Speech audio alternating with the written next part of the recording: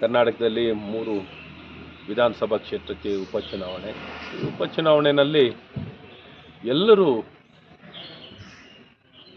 ಸಂಪೂರ್ಣವಾಗಿ ನಿರಾಶೆಯಾಗಿದ್ದಾರೆ. ಕಾಂಗ್ರೆಸ್ ಸರ್ಕಾರದ, ಕಾಂಗ್ರೆಸ್ ಪಕ್ಷದ ಆಡಳಿತದ ಸಂಪೂರ್ಣ ನಿರಾಶೆಯಾಗಿದ್ದಾರೆ.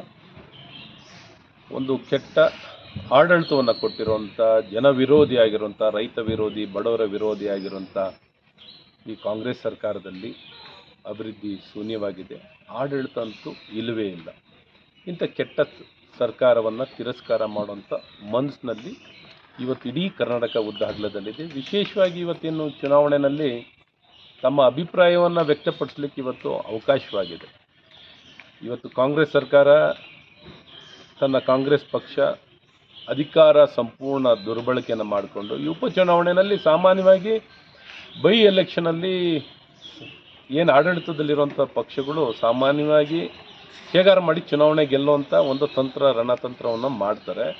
ಅದು ಸಾಮಾನ್ಯವಾಗಿ ಆಡಳಿತ ಪರವಾಗಿ ಯಶಸ್ವಿಯಾಗಿರುತ್ತೆ. ಆದರೆ ನಮಗಂತೂ ಇವತ್ತಿನ ಈ ಉಪಚುನಾವಣೆ ನಾವು ನೋಡಿದಾಗ ನನಗಂತೂ ಸಂಪೂರ್ಣ ವಿಶ್ವಾಸ ಇದೆ, ಕಾಂಗ್ರೆಸ್ ಅಭ್ಯರ್ಥಿಗಳನ್ನು, ಕಾಂಗ್ರೆಸ್ ಪಕ್ಷವನ್ನು ಸಂಪೂರ್ಣವಾಗಿ ತಿರಸ್ಕಾರ ಮಾಡ್ತಾರೆ.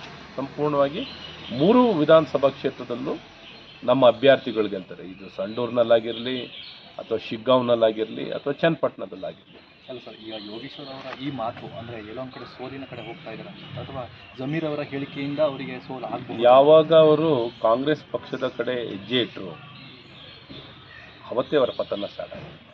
ಯಾವಾಗ ಕಾಂಗ್ರೆಸ್ ಪಕ್ಷದ ಕಡೆ ಅವರ ಹೆಜ್ಜೆಯನ್ನು ಇಟ್ಟು ಅಲ್ಲಿ ಸೇರಿಕೊಂಡ್ರು, ಏನು ಅವರಿಗೆ ಪೂರಕವಾಗಿದ್ದ ವಾತಾವರಣ ಸಂಪೂರ್ಣವಾಗಿ ವಿರೋಧ ಆಯಿತು. ಜನ ಕಾಂಗ್ರೆಸ್ನ ಒಪ್ಪಲ್ಲ. ಅದ್ರ ಜೊತೆ ಅವರವರ ಪಕ್ಷದ ಅವರವರು ಮನಸ್ಥಿತಿ ಅದು. ಈಗ ಜಮೀರ್ ಹೇಳಿಕೆ ಅವ್ರ ವ್ಯಕ್ತಿತ್ವ ಅದು, ಜಮೀರ್ ವ್ಯಕ್ತಿತ್ವ ಅದು, ಜಮೀರ್ ಮಾತು, ಅವರ ಬಾಯಿ, ಅವರ ಶೈಲಿ, ಅವರ ನಡವಳಿಕೆ ಇವತ್ತು ಹೊಸದಲ್ಲ. ಅವ್ರಿಗೆ ಯಾವಾಗಲೂ ಇಂಥ ಕಾಂಟ್ರವರ್ಷಿಯಲ್ ಮಾತುಗಳನ್ನು ಯಾವಾಗಲೂ ಹೇಳ್ತಿರ್ತಾರೆ. ಹಾಗಾಗಿ ಅದು ಯೋಗೇಶ್ವರ್ಗೂ ಮಾರ್ಗವಾಗಿರುತ್ತೆ. ಅದರಲ್ಲೇನು ಅನುಮಾನ ಏನಾರು ಇದೆಯಾ? ಏನು ಅನುಮಾನ ಇಲ್ಲ. ಹಾಗಾಗಿ ಮಾಧ್ಯಮದ ಮೇಲೆ ಮಾಧ್ಯಮದ ಬಗ್ಗೆ ಇದು ಲೋಪ ಹೇಳೋದು ಬದಲು ಅವ್ರ ನಡವಳಿಕೆನ ಲೋಪ ಇರೋದು.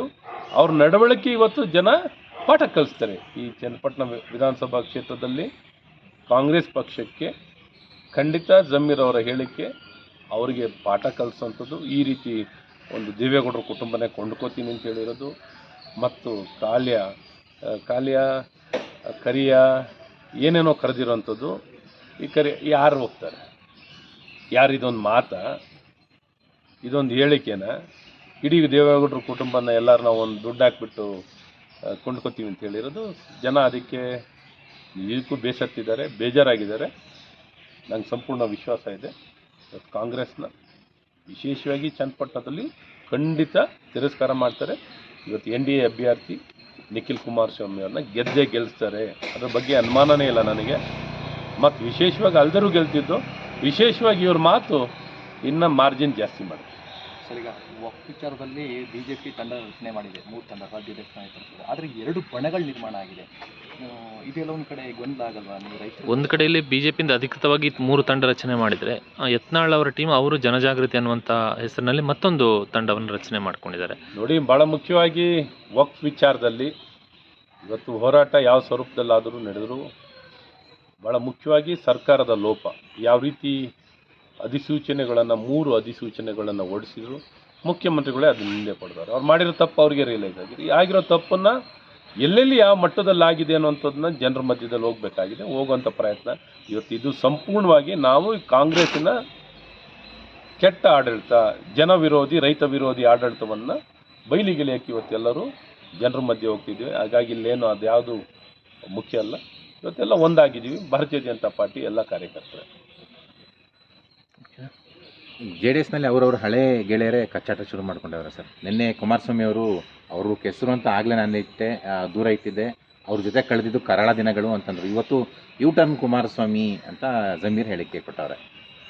ಜಮೀರ್ ಅಹಮದ್ ಪ್ಲಸ್ 3 ಜನ ಗೆಳೆಯರು ಅಪೋಸಿಟು ಕುಮಾರಸ್ವಾಮಿ ನಡುವೆ ಟ್ಯಾಕ್ ವಾರ್ ನಡೀತಾ ಇದೆ ಅಂತ ಈ ಒಂದು ವಿಚಾರ. ಅವ್ರವ್ರ ವಿಚಾರಗಳು ನನಗೇನು ಹೆಚ್ಚು ಗೊತ್ತಿಲ್ಲ. ಬಟ್ ಒಂದ್ಸಲಿ ಅವ್ರ ಪಕ್ಷ ಬಿಟ್ಟು ಇನ್ನೊಂದು ಕಾಂಗ್ರೆಸ್ ಪಕ್ಷಕ್ಕೆ ಹೋದ್ಮೇಲೆ ಸಂಬಂಧಗಳು ಕಡಿದಿರ್ತವೆ.